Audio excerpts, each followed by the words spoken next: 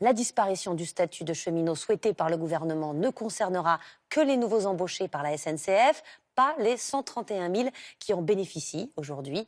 Comment cela vivent-ils la réforme promise? Camille Gutin et Marie Cazot ont recueilli leurs témoignages.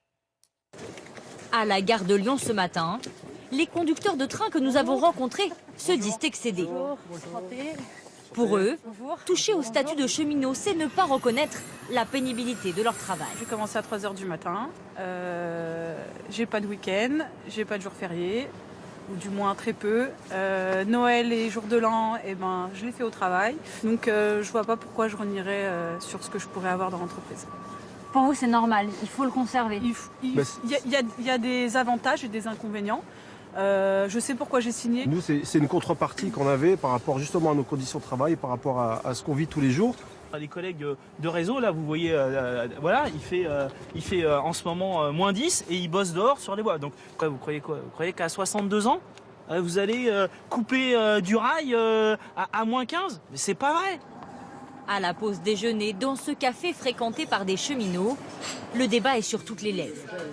Ici, tous ne sont pas du même avis et ceux qui approuvent le projet de réforme n'osent pas s'afficher. Vous pensez qu'un changement, c'est nécessaire? Oui, ça me semble nécessaire et pour moi, c'est logique et je pense même qu'il y a un petit bout de temps que ça aurait dû être fait. Parce qu'on parle beaucoup du statut. Le statut est handicapant, ça c'est clair, je trouve. Je ne devrais peut-être pas le dire en étant agent SNCF, mais bon, pour faire évoluer les choses, c'est un petit peu compliqué.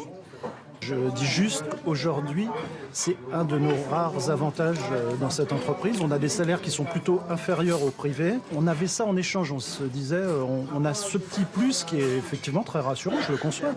Ce cheminot travaille depuis 21 ans à la SNCF. Pour lui, l'entreprise a déjà une logique de rentabilité.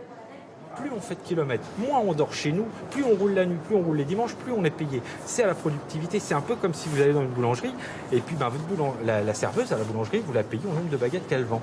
Et puis une partie fixe, une partie... Et nous c'est ça. Donc il ne peut pas y avoir tir au flanc parce qu'on est payé à la productivité.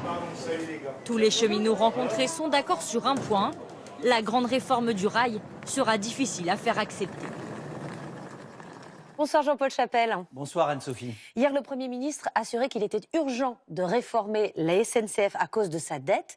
Combien coûte la SNCF à chaque contribuable? Alors regardez l'ensemble des subventions, qu'elles viennent de l'État ou des régions, ça représente 13,4 milliards d'euros par an, soit environ 200 euros par habitant. Et à quoi servent ces 13,4 milliards d'euros? Alors l'essentiel, 7,2 milliards, ce sont des subventions de fonctionnement pour l'exploitation, c'est-à-dire de l'argent public qui permet de faire baisser le prix du billet. 3,2 milliards, ça c'est pour financer le surcoût des retraites des cheminots, un régime spécial déficitaire. Enfin, 3 milliards d'euros permettent d'investir dans le matériel et les rails. Alors résultat, quand vous achetez un billet de train, vous ne payez en fait en réalité que 25 à 50% du coût total du trajet, 25% pour les billets TER, 50% pour les TGV en moyenne. Est-ce que les autres pays subventionnent leur chemin de fer? Oui, le chemin de fer est subventionné chez tous nos voisins, alors plus ou moins selon les pays. En France, on l'a vu, c'est environ 200 euros par habitant. Alors c'est moins en Italie, 140 euros. En Allemagne, 170 euros. C'est à peu près autant au Royaume-Uni, 200 euros. Et c'est plus en Suisse, 330 euros par habitant. Merci Jean-Paul.